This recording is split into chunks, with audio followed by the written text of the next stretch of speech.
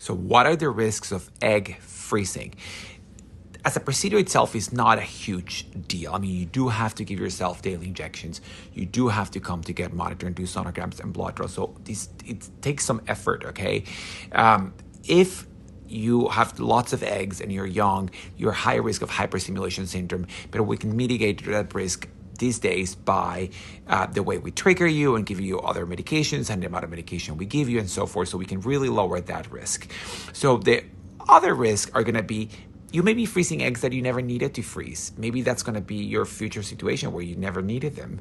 Or maybe you froze them, but they didn't really thaw right? And they didn't give you what you needed. Or maybe they thawed right and they didn't fertilize right and the embryos didn't progress normally. Not necessarily because of the freezing process, but because that's something we just never knew about your eggs.